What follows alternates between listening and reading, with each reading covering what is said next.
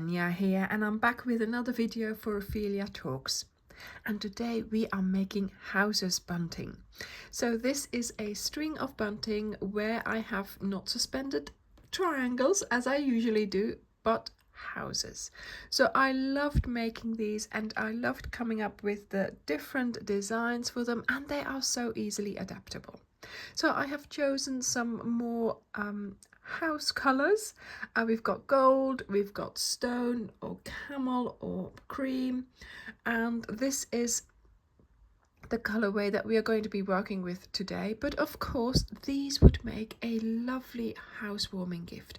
So if you know the color scheme of people that you want to give this to, of their new home, then it would be wonderful for you to make this in their color scheme. The size of these houses are 10 centimeters or 4 inches by 17 centimeters or 7 inches. Okay, so I'm going to use DK yarn. This is just acrylic. You can use, of course, cotton as well, and you can use thicker or thinner yarn, but of course that will change the size of your house. Then we are going to make a slip knot. Insert your hook, and we are going to chain 16. So 1, 2, 3, 4, 5, 6, 7, 8, 9, 10, 11, 12, 13, 14, 15 and 16. Now this 16th one is your turning chain, so you're going to go to the second chain from your hook. You're going to yarn over, insert into that chain, and you're going to do a double crochet in there. And you're going to make sure you're going to place 1 double crochet in each chain along your starting chain here.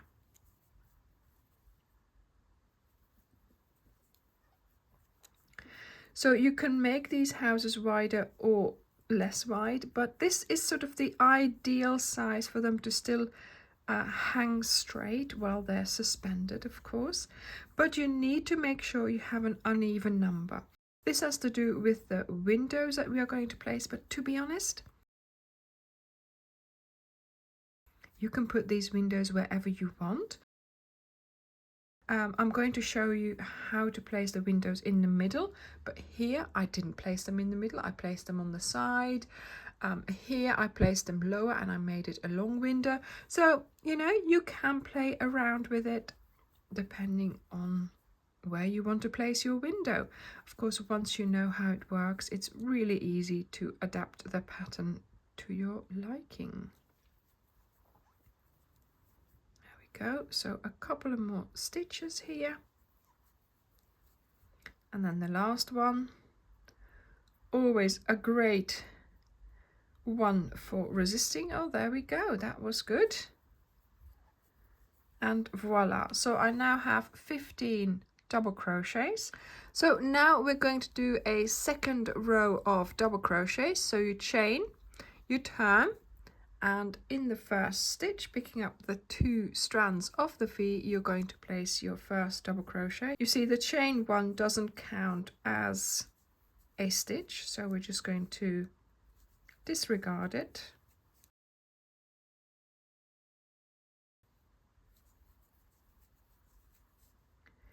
And I'm going to be doing 15 double crochets in my row here.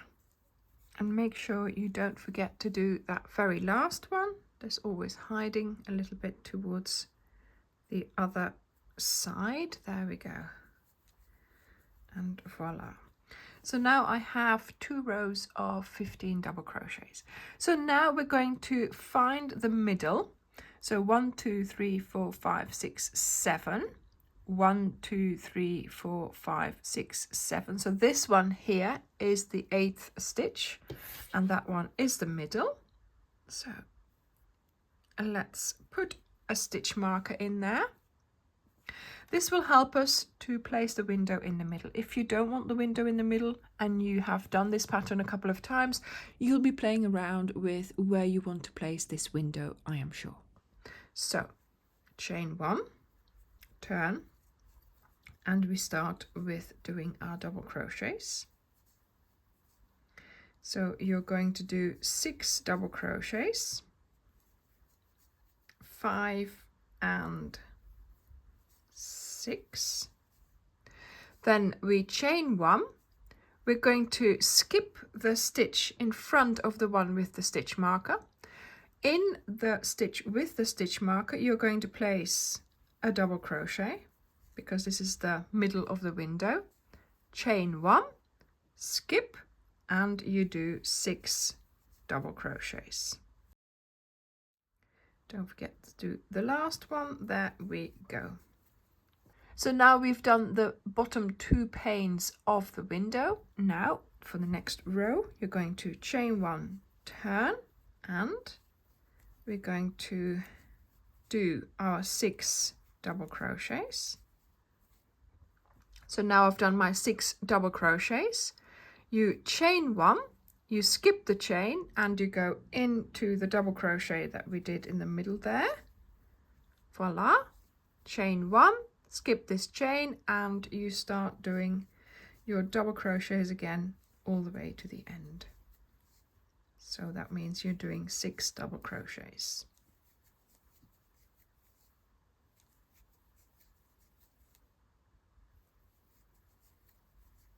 There we go. And we have made our window. So now chain 1, turn, and this time of course we're going to have to just do a whole row of double crochets. So let's see if we can do that. So we start with the 6 that we do initially. There we go. Then of course here for the window we're going to put 1 around the chain space, because we need to fill that up. 1 on top of the double crochet and 1 around the chain space. And then here we start doing our 6 double crochets again.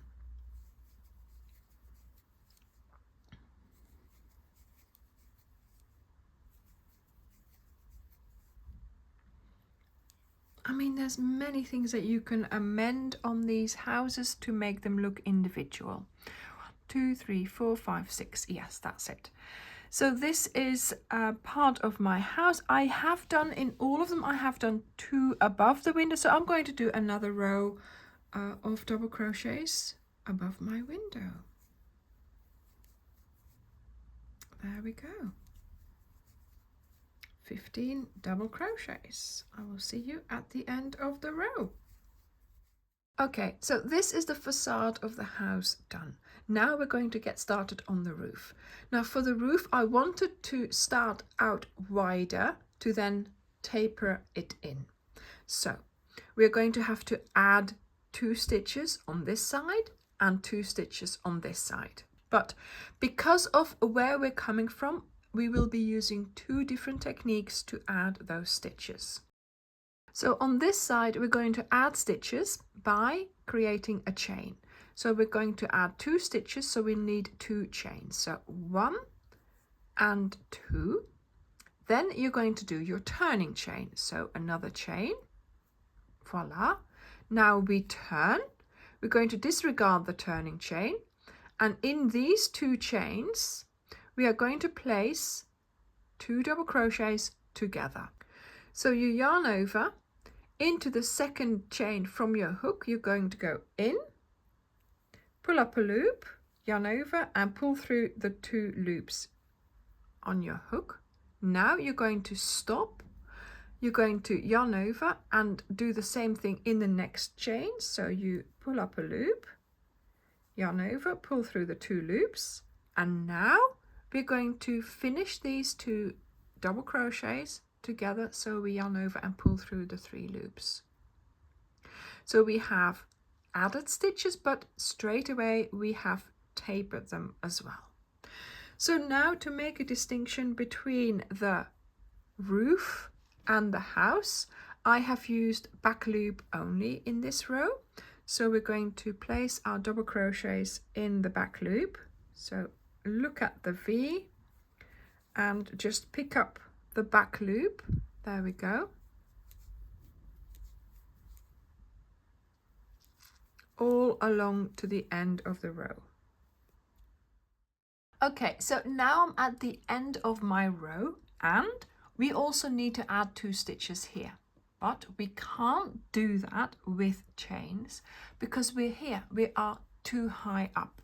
So we're going to have to do that with foundation double crochet. So we're going to make a chain below here while we are actually doing our 2 double crochets together.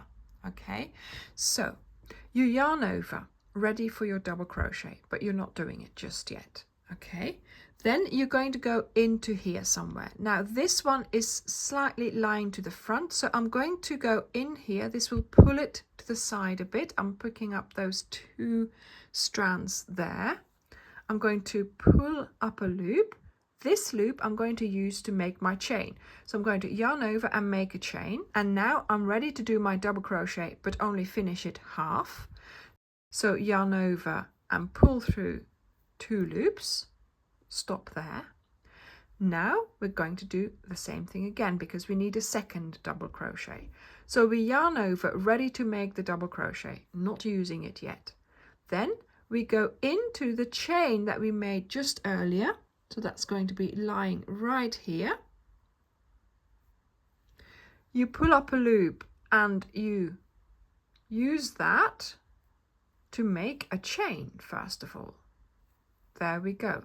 So we have done our 2 chains that we did here as well. Okay, now we are going to yarn over, pull through 2.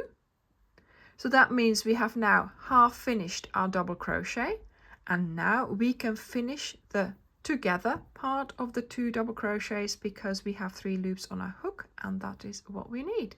There we go. So we have added the 2 stitches, but we've just left 1 in there, the top of it, so that we have already tapered our side. So we've created our eaves, but we're already tapering the roof. So now we are going to chain 1. We're going to turn, and to get started you're going to do, just picking up the 2 strands this time, 2 double crochets together over 2 stitches. So this is half a double crochet done. Next stitch for another one. There we go, and now we finish them together and we are tapering the roof. And now we continue all the way to the other side. So when you get to the other side, the last 2 stitches, you're going to again do 2 double crochets together. So you do your double crochet but only half, then you yarn over again, go into that last stitch there, do your double crochet only halfway, and then you yarn over again and you finish the whole stitch. So we have in that first row of our roof, we actually have 19 locations to put a stitch, but we end up with 17 stitches because we added 2 here and 2 there, but we've already decreased. So that's 17 stitches. Then here in this row we now have 15 stitches, and each row you do, you will now diminish your row by 2 stitches. So you get started with a chain, then you turn, then you do 2 double crochets together over 2 stitches, then you do your double crochets until you meet the last 2 stitches, which you also do as 2 double crochets together. And also with the roof, you can finish here if you want to, or you can just keep going. So again, there are variations possible to make them look individual. And I will see you now when you have 3 stitches left over. So I have continued on with my roof. I now just have the 3 V's on top of my roof left over to do. So chain 1, turn, and to be honest, you're just going to do 3 double crochets together. So you start 3 times with a double crochet, 1 in each of the stitches, and then When you've got 4 loops on your hook, you yarn over and you pull through all the 4 loops. And there you go. So like I said, you can finish earlier. It's up to you, and it's up to you whichever sort of variations you want to make in these houses. So I've really enjoyed making these, so let's put them together in a garland now. So I'm using dark brown, and I've made a chain of 100, and I am going to use that as the start of my bunting. Then I'm going to take my first house here, and I'm just going to go into the tip, do a single crochet like that, and then I'm just going to continue chaining. Now you're going to need a little bit of space in between these houses because they're a little bit wider than what we usually do. So let's take a look. See, if I was to put the next one here, that's just too close. So we need a bit of distance. There we go. So I think about, this could be about 10 chains, maybe 20 to 25 chains. 1, 2, 3, 6, 7, 8, 9, 10. 1, 2, 3, 4, 5. So let's see, that should be about 25 chains. And I think that would be a good distance to keep these houses apart. So let's attach this here. Here I just stopped right before the point. There we go. Okay, 1, 2, 3, 4, 5, 6, 7, 8, 12, 13, 14, 15, 16, 17, 18, 19, 20, 21, 22, 23, 24, 25. I think possibly that was a bit more than 25, so let's do 30. It doesn't matter. 1, 2, 3, 4, 5. Voila, that's a bit better. There we go.